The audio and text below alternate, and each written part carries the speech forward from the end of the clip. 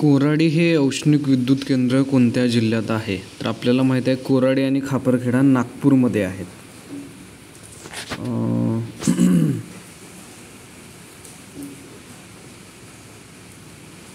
कोराडी खापरखेडा नागपूरमध्ये आहेत. त्यानंतर अजिंठा वेरूळ लेण्याचं प्रवेशद्वार जळगावला म्हणतात. धुळ्याला दुधा तुपाचा जिल्हा म्हणतात. नंदुरबारला 100% आदिवासींचा जिल्हा म्हणतात. नाशिकमध्ये कांदे पिकतात. गोदावरी नदी खोरे आहे. येवल्याला पैठणी साड्या बनतात. देऊळ हिंदूंचं आहे तर सिनेगॉन कोणाचं आहे? तर पारशांचं आज्ञारी असते. सिनेगॉन हे ज्यू लोकांचं असतं, लक्षात ठेवायचं. शीख लोकांचं गुरुद्वार आणि मुस्लिम लोकांचं मस्जिद. त्यानंतर पुढे निमोनिया हा रोग कशापासून होतो? निमोनिया हा रोग आपल्याला माहिती आहे, चिकल्या आणि गजकरण हा कवकापासून होतो. निमोनिया हा जीवाणूपासून होतो, लक्षात ठेवायचं. महाराष्ट्रातील ST आणि SC मतदारसंघांची नावे सांगा. तर आपला पालघर हा STसाठी राखीव मतदारसंघ आहे लोकसभेचा. सोलापूर शहर हा SCसाठी राखीव आहे. महाराष्ट्रात STचे राखीव मतदारसंघ लोकसभेसाठी असलेले मला वाटतं 4 आहेत आणि SC साठी 5 राखीव मतदारसंघ आहेत. महाराष्ट्राचे मार्टिन ल्युथर किंग महात्मा फुलेंना म्हणतात. त्यानंतर महाराष्ट्राचे आधुनिक म्हणून आंबेडकरांना म्हणतात. भारताचे पितामह दादाभाई नौरोजींना म्हणतात. भारत सेवक समाजाची स्थापना आपले गोपाळकृष्ण गोखले, नामदार गोपाळकृष्ण गोखले यांनी भारत सेवक समाजाची स्थापना 1905 केली. त्यानंतर पुढे आहे कोकण आणि देश यांना जोडणारी खिंड कोणती? तर याचं उत्तर आहे बोरघाट.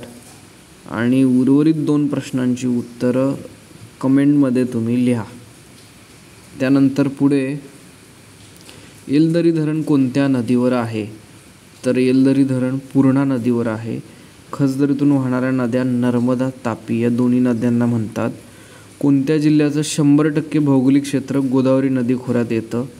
तर जालना, परभणी, हिंगोली, नांदेड यांचं 100% क्षेत्र हे गोदावरी नदी खोऱ्यामध्ये येतं.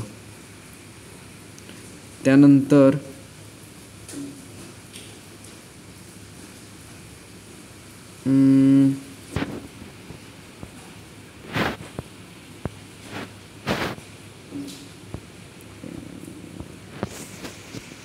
आता सूर्यप्रकाशात किती रंग समाविष्ट असतात? 7 रंग समाविष्ट असतात.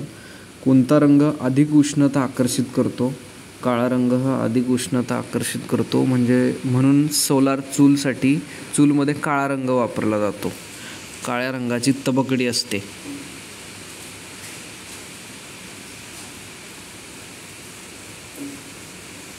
त्यानंतर पुढे प्रश्न आहे स्टोव्हमधील इंधन बर्नरपर्यंत कसं पोहोचतं? तर हवेतील दाबामुळे पोहोचतं. सर्वाधिक लवचिक वस्तू आपल्याला माहिती आहे रबर आहे. त्यानंतर पुढे मानवी कान किती हर्ट्जपेक्षा कमी ध्वनी ऐकू शकत नाही? तर 20 हर्ट्जपेक्षा कमी ध्वनी मानवी कान ऐकू शकत नाही.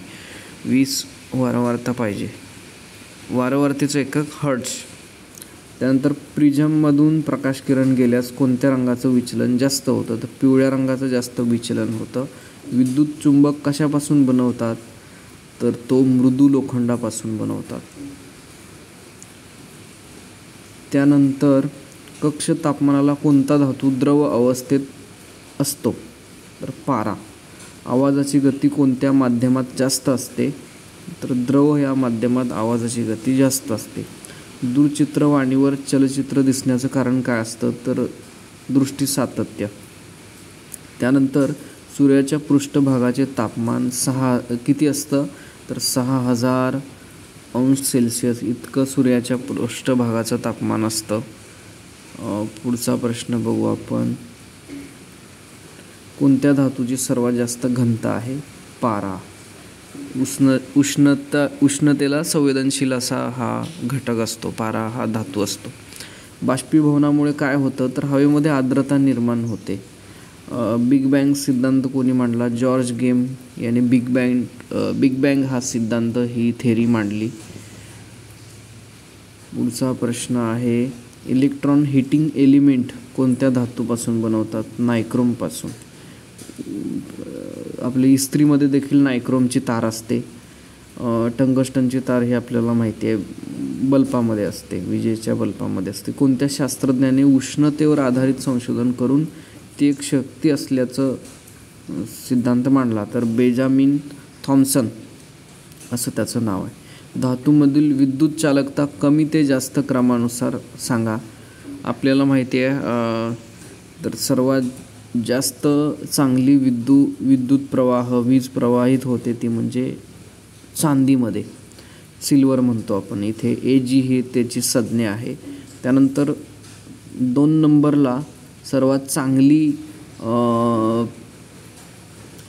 विद्युत प्रवाह होतो तो या तारेमधून कॉपर म्हणजे तांबे, आणि अल्युमिनियममधून 3रा क्रमांक आहे त्याचा. तर इथे म्हणलेलं कमी ते जास्त, तर ॲल्युमिनियम, कॉपर आणि सिल्वर. अन्नपदार्थाची ऊर्जा कशात मोजली जाते? कॅलरीजमध्ये मोजली जाते. पुढचा प्रश्न आहे, पांढरे सोने कशाला म्हणतात? तर प्लॅटिनमला पांढरे सोने म्हणतात. राजधातू देखील सोने आणि प्लॅटिनम या दोघांना म्हटलं जातं. LPG गॅसमध्ये कोणते 2 घटक असतात? ब्युटेन आणि आयसोब्युटेन. तुरटीचा वापर कशासाठी होतो? रक्तप्रवाह थांबवण्यासाठी तुरटीचा वापर होतो. परीक्षेत दुसरा एक प्रश्न नेहमी येतो, तुरटीचे रासायनिक नाव काय? तर कमेंटमध्ये ते लिहा. आवर्त सारणी कोणी तयार केली? तिचा शोध कोणी लावला? तर मेंडेलीव याने लावला. पाण्याचं बाष्पीभवन कधी होतं? तर उत्कलन बिंदूला बाष्पीभवन होतं. पाण्याचा उत्कलन बिंदू आहे 100°C. उंदीर मारण्यासाठी कोणतं औषध वापरतात? तर झिंक फॉस्फाईड हे औषध वापरलं जातं. त्यानंतर कोणते अपरूप अणुभट्टीत मंदायक म्हणून वापरतात? तर ह्याचं उत्तर आहे ग्रॅफाईट. इथे ग्रॅफाईट झालं आहे. अणुबॉम्बचा स्फोट करण्यासाठी कोणती शृंखला वापरतात? अनियंत्रित शृंखला म्हणजे साखळी, चैन. अणुबॉम्बचा शोध कोणी लावला? हा प्रश्नाचं उत्तर कमेंटमध्ये लिहा. अतिशय महत्त्वाचा आणि IMP प्रश्न आहे. अणुबॉम्बचा शोध कोणी लावला? न्यूट्रॉन, प्रोटॉन, इलेक्ट्रॉनचा शोध कोणी लावला? अणुकेंद्रकाचा शोध कोणी लावला? या सर्व प्रश्नांची उत्तरं लक्षात ठेवा, वहीत लिहा, कमेंटमध्ये लिहा. मेंडेलने कोणत्या रोपावर अनुवंशिकतेचा सिद्धांत मांडला? तर त्यांनी वाटाण्याच्या झाडावर तो प्रयोग केला अनुवंशिकतेचा. त्यानंतर पुढचा प्रश्न आपण बघू, अनुवंशिकता. तर पाण्यामध्ये कोणते घटक असतात? ऑक्सिजन, हायड्रोजन असतो, आपल्याला माहिती आहे, H2O. त्यानंतर कोणते घटक मृदा प्रदूषण करतात? तर कीटकनाशके हा एक आहेच, पण अजूनही दुसरे घटक सांगता येतील. हवेचे प्रदूषण कमी करण्यासाठी कोणता वायू वाहनांमध्ये वापरतात? तर CNGचा लॉंग फॉर्म काय? Natural gas. C फॉर काय? त्यानंतर पुढचा प्रश्न बघू आपण. लेड ऑक्साईडचं व्यावहारिक नाव काय? तर त्याला आपण शेंदूर म्हणतो. दगडांवर शेंदूर लावून त्याचा देव बनवला जातो, त्यासाठी लेड ऑक्साईड कामी येतं. त्यानंतर ऑक्सिजनच्या अणूतील इलेक्ट्रॉनची संख्या किती असते? तर ऑक्सिजनच्या अणूमध्ये इलेक्ट्रॉन असतात 8. अग्निशामक वायू कोणत्या वायूला म्हणतात? आपल्याला माहिती आहे, आग विझवण्यासाठी कार्बन डायऑक्साईड वायूचा वापर होतो. लोखंडाचा सर्वात शुद्ध प्रकार कोणता?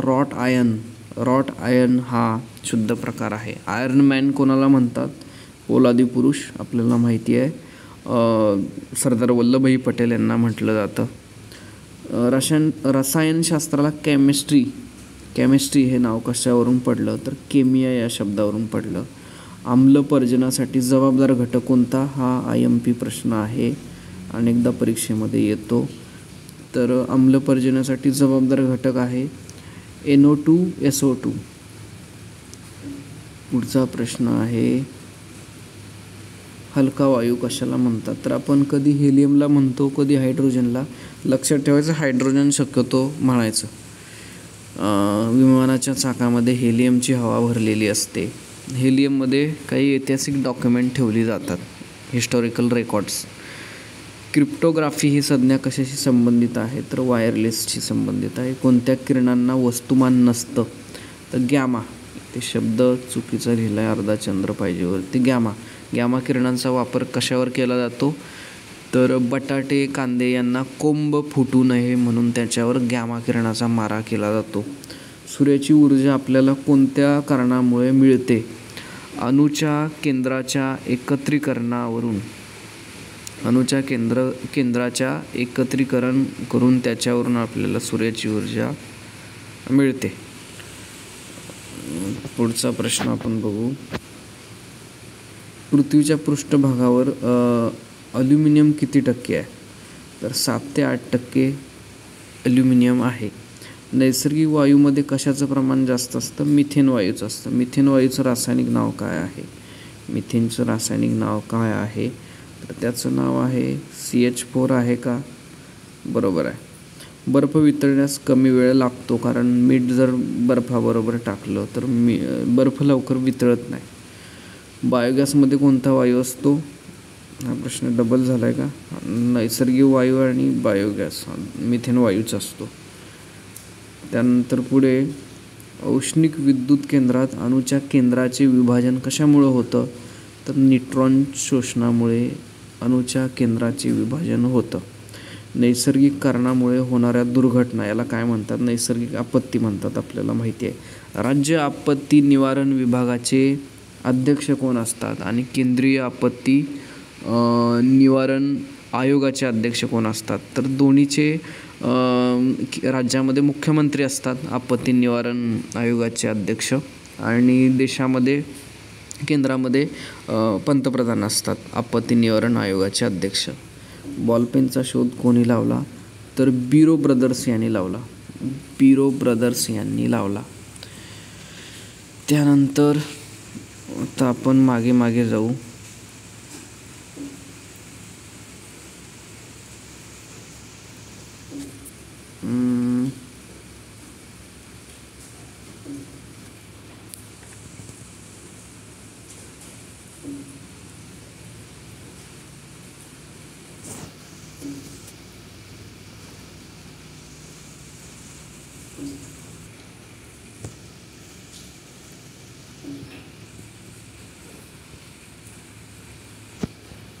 तर इथे प्रश्न आहे युवक दिन कधी असतो तर हे वार काढण्याचा प्रश्न आहे. युवक दिन 12 जानेवारीला असतो लक्षात ठेवायचं, आणि महिला दिन 8 मार्चला असतो. त्यावरून ते काढायचं, त्याची पद्धत आपण क्लासमध्ये बघितली आहे. जिना हाऊस कुठे आहे मुंबईला. आता हे काही बेसिक प्रश्न आहेत, आपण पटापट बघू. मुंबईला आहे. प्रयागराज म्हणजे पूर्वीचं अल्हाबाद, आणि कराची पाकिस्तानमध्ये आहे. पूर्वी पाकिस्तानची राजधानी होती, आता इस्लामाबाद ही पाकिस्तानची राजधानी आहे. एकूण केंद्रशासित प्रदेश किती आहेत सध्या भारतामध्ये 8 आहेत. 9 होते आता 8 आहे, पूर्वी 7 होते. पुढचा प्रश्न पटकन बघू. तर सध्या महाराष्ट्राचे वित्तमंत्री कोण तर सध्या महाराष्ट्राचं वित्तमंत्री अजून कोणीही नाही. सरकार पडल्यामुळे अजून मंत्रिमंडळ जाहीर झालं नाही. पुढचा प्रश्न आहे दुसरे महायुद्ध कोणत्या वर्षी थांबलं तर दुसरं महायुद्ध 45 साली थांबलं. 1945 साली कोणत्या घटना घडल्या तर 1945 साली सुभाषचंद्र बोस यांचं निधन झालं. त्यानंतर युनोची स्थापना झाली. त्यानंतर हिटलरने स्वतःवर गोळी झाडली. दुसरं महायुद्ध संपलं. अशा अनेक घटना 1945 साली घडल्या. 24 ऑक्टोबर 1945ला युनोची स्थापना झाली. युनो म्हणजे युनायटेड नेशन ऑर्गनायझेशन. त्यानंतर गोल्फसाठी हा याचा प्रश्न आहे बुद्धिमत्ताचा. पुढे भाभा ऑटोमिक रिसर्च सेंटर कुठे आहे, तर ते आहे मुंबईला. त्यानंतर गृहरक्षक दलाची स्थापना कधी झाली, गृहरक्षक दलाची स्थापना स्वातंत्र्याच्या अगोदर 2 वर्ष झाली, म्हणजे 46ला झाली. त्यानंतर पुढे पवनचक्कीचा पहिला प्रकल्प कुठे, तर लक्षात ठेवायचं पवनचक्कीचा पहिला प्रकल्प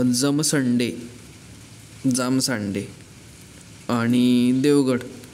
तर जामसांडे हा पहिला रत्नागिरीमधला प्रकल्प आहे, लक्षात ठेवायचं. आणि देवगडलाही. त्याच्यानंतर पुढे साताऱ्याला पवनचक्क्याचा जिल्हा म्हणतात. वनकुसडे, ठोसेघर, त्यानंतर चाळकेवाडी असे अनेक प्रोजेक्ट साताऱ्यामध्ये. ढालगाव सांगलीमध्ये पवन विद्युत प्रकल्प आहे. भारताच्या नियोजन मंडळाची स्थापना कधी झाली, 1950 साली झाली. पुढे प्रश्न आहे दिल्लीची राजधानी काय, नवी दिल्ली. खालीलपैकी विधान परिषदेचे सभापती व उपसभापती कोण, तर विधानसभेचे सभापती रामराजे नाईक निंबाळकर. नुकतीच त्यांची आमदार म्हणून निवड झाली आहे, त्यामुळे सभापती म्हणून निवड होईल. 2 वेळा ते सभापती होते, 12 वर्ष. पुढे उपसभापती कोण, नीलम गोरे उपसभापती आहेत. त्यानंतर पुढे पालघरचे पोलीस अधीक्षक कोण आहेत, तर याच्या ऑप्शनमध्ये उत्तर नाही. याचं उत्तर आहे बाळासाहेब पाटील. महाराष्ट्रातील सर्वात लांब नदी गोदावरी. महाराष्ट्रातील 2 नंबर सर्वात उंच शिखर साल्लेर. जैतापूर विद्युत प्रकल्प किती मेगावॅटचा आहे, तर मला वाटतं 9900. चुकलो असेल तर मला दुरुस्त करा. पुढे प्रश्न आहे ही पुस्तकं कोणाची आहेत, काव्य फुले, सुबोध रत्नाकर, बावनकशी. तर ही सावित्रीबाई फुलेंची पुस्तके आहेत. त्यांचा जन्म नायगावला साताऱ्याला झाला. रेड स्टार ग्रह कशाला म्हणतात, तर ते ग्रह म्हणतात रेड स्टार मंगळला म्हणतात. सर्वात मोठा ग्रह गुरु, बुध सर्वात छोटा, शनी ग्रहाला कडे आहेत. संपूर्ण संविधानाचा स्वीकार केव्हा करण्यात आला, तर संपूर्ण संविधानाचा स्वीकार करण्यात आला 26 नोव्हेंबर 1949ला. आणि अंमलबजावणी करण्यात आली, हे दुसरं ऑप्शन. संविधानाची अंमलबजावणी कधी करण्यात आली आणि स्वीकार कधी करण्यात आला, हा 2 महत्त्वाचे प्रश्न परीक्षेत वारंवार रिपीट होतात, म्हणून लक्षात ठेवायचं. स्वीकार करण्यात आला 26 नोव्हेंबर 1949 आणि अंमलबजावणी करण्यात आली 26 जानेवारी 1950. पुढचा प्रश्न आहे भारत एक खोज हे पुस्तक कोणाचं आहे, हे नेहरूंचं. त्यालाच मराठीमध्ये भारताचा शोध म्हणतात, इंग्रजीमध्ये डिस्कवरी ऑफ इंडिया म्हणतात. मराठी भाषेतील पहिलं मासिक आहे दर्पण. दर्पण म्हणजे आरसा, बाळशास्त्री जांभेकरांनी काढलेलं, ते 1932मध्ये काढलेलं मासिक आहे. वारणा नदीवर कोणतं धरण आहे, तर वारणा नदीवर चांदोली धरण आहे. ढग संशोधन केंद्र हे महाबळेश्वरला आहे. महाबळेश्वरला बऱ्याच गोष्टी प्रसिद्ध आहे, मधुमक्षिका पालन आहे. त्याच्यानंतर महाबळेश्वर तालुक्यामधलं जातं आहे गाव मधाचं गाव म्हणून प्रसिद्ध आहे. त्याचं नाव कमेंटमध्ये लिहा. ढग संशोधन केंद्र आहे, मधुमक्षिका पालन आहे, स्ट्रॉबेरी उत्पादन होतं. महाराष्ट्रातील 3ऱ्या क्रमांकाचं उंच शिखर आहे, कृष्णा नदीचा उगम होतो. अशा अनेक गोष्टी महाबळेश्वरशी संबंधित आहे. थंड हवेचं ठिकाण आहे साताऱ्यामधलं. कृष्णेश्वर हे ज्योतिर्लिंग कोणत्या जिल्ह्यात आहे, तर ते औरंगाबाद जिल्ह्यामध्ये आहे. अजिंठा वेरूळ लेण्याचं इथे काय म्हटलं आहे, कोराडी उष्ण विद्युत प्रकल्प हे झालेला आहे प्रश्न.